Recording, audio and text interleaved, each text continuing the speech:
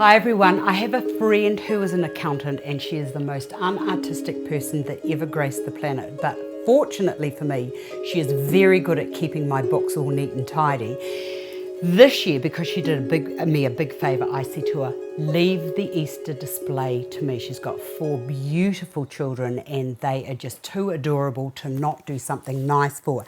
So this is what I've come up for, the concept I've come up with, and hopefully you might like it at your place. So let me just go through what I've got. I've got this beautiful brown vase. Well, actually it's not a beautiful brown vase, it's just a brown vase, but it's very nice with these brown branches, which will be perfect to incorporate this little bit here. I've got some artificial magnolia. I don't have any real magnolia because it's the wrong season for me, because we're going into autumn here in New Zealand. So I've got these lovely little artificial blooms that I'm going to put in with it, just to give it that springy look, even though it's the wrong season.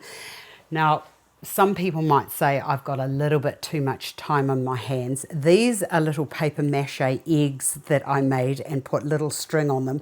And because when I did it, they weren't quite balanced for what I'm going to show you next, I've had to put little pins just on the sides here to keep the ribbon, the jute in one place, so that when I put these dear little baby succulents into it, that they don't tip. So what I've done is I made the eggs, just ordinary everyday papier-mâché eggs. You can use an egg if you wanted to as your template and then just pull that through, or just use a little balloon.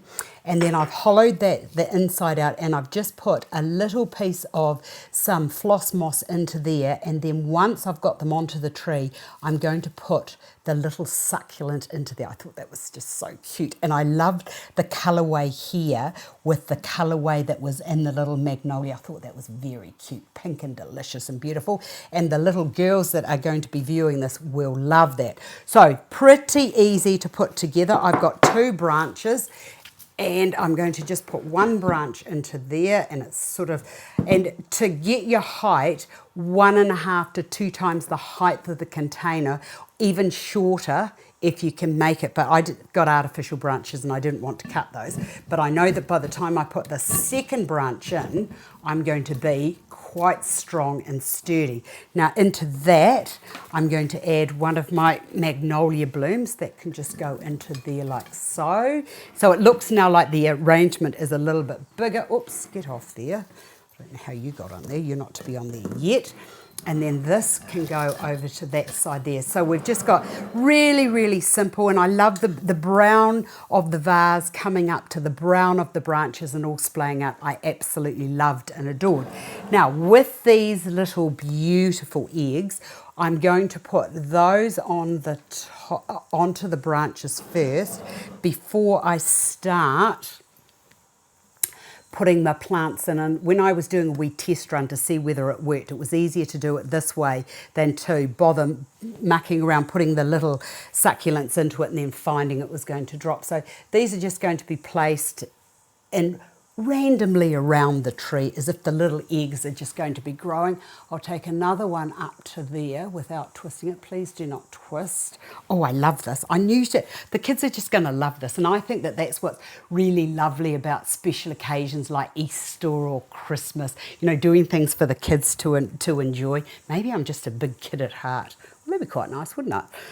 Put that one down into there so that they flow down, and I've got, I think I might just have to put another one around the back here just because I can.